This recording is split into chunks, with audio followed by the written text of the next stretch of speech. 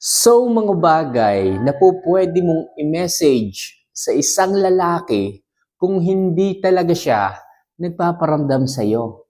Oo, mga kamamay, kung talagang nafe-feel mo na talagang matigas yung lalaki, kahit anong sabihin mo noon, hindi talaga magparamdam eh. Hindi ka talaga bigyan ng oras. Hindi talaga siya magpaliwanag o hindi talaga siya naiingle na unahin ka, naisipin ka, nabigyan ka ng rason o pagpaliwanagan ka. Pero sa video na to mga kamamay, kung talagang ganyang katigas, kataas ang pride ng isang lalaki at hindi mo na talaga ma-feel yung pagmamahal sa'yo, well, hindi mo na rin sigurado kung ano pa bang meron kayo. Ito mga kamamay, ang dapat mong i-message sa kanya kung wala talaga siyang paramdam sa iyo. So number 1, hinding-hindi ko na ipipilit pa ang sarili ko sa iyo. Yes, mga kamamay, kung noon talagang napakakulit mo sa kanya, kung noon talagang nagmamakaawa ka, lumuluhod ka pa dyan, naglulupasay para lamang mag-message siya sa iyo, pero anong nangyari? Wa effect. Walang resulta. Hindi ka pa rin niya pinapansin. Bakit? Kasi habol ka ng habol sa kanya eh. Ang ipinapakita mo sa kanya, gusto mo siyang habulin ng habulin, magmakaawa, humingi ng sorry kahit wala ka namang kasalanan sa kanya. Kahit alam mo naman na siya yung nagloko, siya yung gumawa ng kasalanan, pero bakit ikaw pa rin itong nagsusorry sa kanya? Ikaw pa tong umiiyak at naghahabol. Mga kamamay, hinding-hindi talaga yan magpaparamdam sa'yo unless sinabi mo sa kanya na hindi mo na ipipilit ang sarili mo sa kanya. Yung tipong parang matatapos na ang paghahabol mo sa kanya. Pag hindi ka pa rin niya pinansin, kapag hindi pa rin siya nagparamdam, maiisip niya na hindi mo na ipipilit pa yung sarili mo sa kanya. Yung tipong titigil ka na, yung tipong napagod ka na, yung tipong wala ka ng oras para habulin siya. Pag sinabi mo yan, kamamay, hindi ko na ipipilit pa ang sarili ko sa iyo. Maiisip niya, kamamay, na hindi mo na hahabulin yung kagaya niya. Okay? Pababayaan mo na siya. Bahala ka na kung anong gusto mong gawin. Bahala ka na kung saan ka masaya. Basta ako, hindi ko na ipipilit pa ang sarili ko sa iyo. Gusto ko rin maging masaya. Gusto ko rin gumawa ng maayos sa buhay ko. Hindi na lang ganito. Hindi na lang puro ganito. Habol lang habol sa iyo. Mga kamamay, once na nabasa niya yon, sabay stop ng communication ninyo. Yun ang huli mong bibitawang message sa kanya. Ewan ko lang kung hindi umikot ang puwet niyan sa paghahabol sa iyo, sa pagbabalik niya sa iyo. Kaya mga kamamay, oras na i-message mo yan sa taong hindi nagpaparamdam, talagang mapapaisip yan. At sigurado ako, wala pang isang araw o wala pang isang linggo, makakapagbigay yan ng message sa iyo na hindi mo inaasahan. Alright? So yun yung number 1 tips. Huwag mo nang ipilit pa ang sarili mo sa kanya. So number 2, dahan-dahan na akong mag-move on sa iyo. Yes, mga kamamay, isa rin to sa isang napaka-powerful message na maaari mong i-message, ibigay, i-send sa isang lalaki. Kung hindi ka na talaga niya kinikibo, pinapansin, i-message. Sabihin mo, unti-unti o dahan-dahan na akong mag-move on sa iyo. Sa ganyang message, mga kamamay, sabay no contact rule sa kanya, wala na siyang aasahan pang message sa iyo. Wala na siyang aasahan pang update sa iyo. O wala na siyang mababasa pang message galing sa iyo. Ibig sabihin niya, inalis mo na. Inalis mo na yung kakayahan mong habulin siya.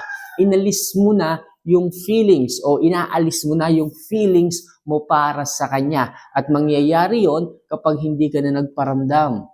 Okay, ngayon mga kamamay, ano na naman ang magiging tendency kapag sinabi mo na move on ka na o kapag sinabi mong dahan-dahan ka nang mag-move on sa kanya. Ibig sabihin, aalisin mo yung focus mo sa kanya, ipo-focus mo sa ibang atensyon. Ngayon, iisipin niya, bakit kailangan gawin ng babae na to yun? Bakit kailangan niyang mag-move on sa akin? Iisipin niya na napakarami na pala niyang nagawang kasalanan sa kanya. At maiisip niya na okay pala yung babae na to, tapos biglang mawawala sa kanya, possible, mawalan siya. Ngayon, pag naisip niya yung mga kamamay, muli kanyang babalikan, hahabulin kasi high value ka eh. Wala kang ginawang mali, naging responsable ka sa kanya, naging maayos ka, hindi ka toxic. Okay, at ayaw ng isang lalaki na mapunta ka sa iba, mapunta yung babaeng high value sa iba. Okay? Diyan nyo marirealize mga kamamay kung ano talaga yung mga nagawa niyong pagkakamali sa iyo.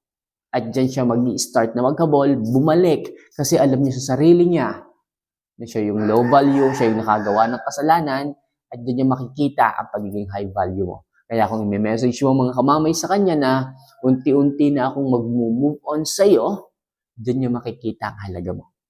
Okay? So next, simula ngayon, hindi na muna ako magpaparamdam sa iyo. Yes, mga kamamay, pwede mo rin itong sabihin sa kanya.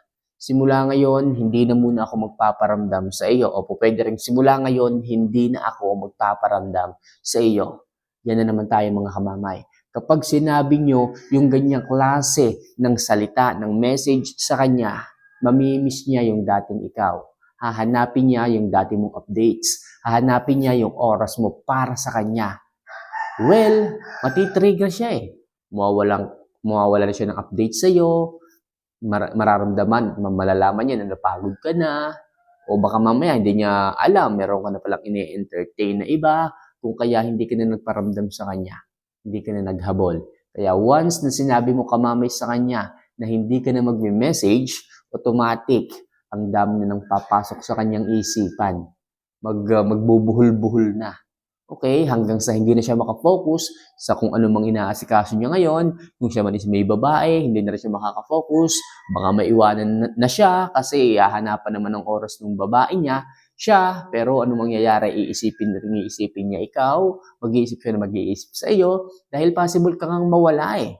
Tandaan niyo mga kamamay, kapag isang babaeng maayos, high value ang mawawala sa kanya, wala na siyang magiging pakialam pa doon sa pinagkakaabalahan niya ngayon. Lagi niyang titingnan, babalikan yung high value babae. Mamimili siya ngayon. Sino ang pipiliin niya? Itong bago niya na fling-fling lang o itong matagal na high value pero hindi lang talaga niya pahalagahan at po pwedeng mawala anytime. Siyempre, dito siya focus, babalik sa isang maayos mahalaga kasi pambahay to eh. Wife material to eh. Kumpara dito sa isa na panandalian lang. Oo, masaya dito. Dito, minsan, nawawala yung saya, yung thrill, pero yung pagmamahal hindi nawawala. Pero dito, walang pagmamahal, nandoon lang po yung curiosity niya. So ngayon, pagka sinabi mo sa kanya na hindi ka na magme-message, mabilis ang focus ng attention niya sa'yo, mabilis ang pagbabalik niya sa'yo, at mabilis na mararamdaman niya yung pagmamahal na natabunan sa iyo noon. Kaya mga kamamay, kung sasabihin niyo na, simula ngayon, hindi na ako magpaparamdam o magme-message sa iyo, magandang gagawin mo yan. Magandang message yan sa kanya para ma-alarm na talagang ibalik yung atensyon niya sa iyo. So next, sana lang hindi mawala yung pagmamahal ko sa iyo. Yan mga kamamay. Sabihin mo sa kanya na sa dami ng message na sinabi mo, wala talagang paramdam. Sa huli sabihin mo, sana lang hindi mawala ang nararamdaman o pag-ibig ko sa iyo. Yan mga kamamay. Talagang parang ina-alarm mo talaga siya dito.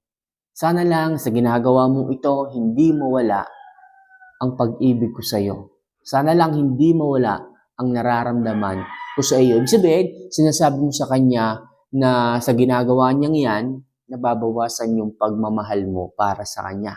Sa ginagawa niyang yan, nawawala yung mutual feelings mo para sa kanya.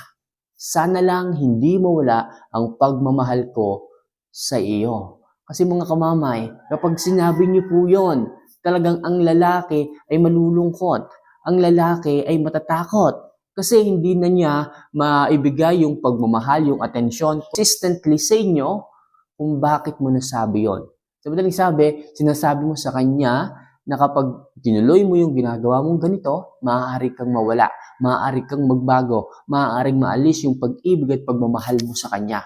Kaya mga kamamay, sabihin mo lang ito, sana lang hindi mawala ang pag-ibig ko sa iyo, malamang sa malamang ang isang lalaki matatakot at pilit siyang magbibigay ng oras sa iyo sa ganyang klase ng message. Alright? And last, mag-message ka na lang kapag okay ka na. Okay? So mga kamama, hindi natin naman alam, okay? Sa isang relasyon, minsan, bigla na lang siyang hindi nagparamdam. Pero hindi naman ibig sabihin nito, naghanap na siya ng iba. Meron din namang mga sitwasyon na biglaan na lang siyang nawala dahil siguro kailangan niyang hanapin ang sarili niya o kaya naman nagkaroon ng konting problema, emergency sa bahay, kung bakit hindi niya pinili ang magparamdam. Okay, mas pinili niyang unahin ang sarili para mag-heal. Ngayon, sabihin mo sa kanya na mag-message ka na lang kapag okay ka na. Okay? So, ibig sabihin, hindi mo siya pinipressure araw-araw. Binigyan mo lang siya ng instruction na, okay, andito lang ako. Okay, andito lang ako. Every time na okay ka na, maayos ka na. Okay? At least alam mo kung saan ka lulugar. Sa ganang message, sa ganyang pagkakataon, nandun pa rin yung respect mo para sa kanya. Kaya yung isang lalaki, hindi napipressure. Kaya yung isang lalaki, hindi talaga, hindi niya iniisip na talagang malaki na yung kakulangan niya sa iyo. Okay? Hindi siya nape-pressure, go with the flow lang yung lalaki, and anytime, pwede siyang bumalik sa iyo. So, sabihin mo lang sa kanya na mag-message ka lang kapag okay ka na. So, sa ganung paraan, maayos ang inyong usapan, maayos na naghihintay ka lang, okay? Maayos na hinihintay mo lang yung message niya kung kailan siya okay. So, yun lang muna sa ngayon mga kamamayang mga bagay na kailangan mong i-message sa isang lalaki kung talagang hindi ito nagpaparamdam. At sigurado ako mga kamamay, malaki yung chance na ito ay magising sa katotohanan na pwede kang mawala lumayo. Kaya naman, maaari kang makuha ng iba kapag nagtuloy-tuloy ang kanyang hindi pagpaparamdam sa iyo. So for more videos and love advice na kagaya nito mga kamamay, huwag niyo sanang kalimutan na mag-subscribe, mag-like, at syempre mag-comment na rin dito, magpa-shoutout para makilala rin kita. So paano mga kamamay, see you for our next vlog. Paalam, mahal ko po kayo. Bye-bye.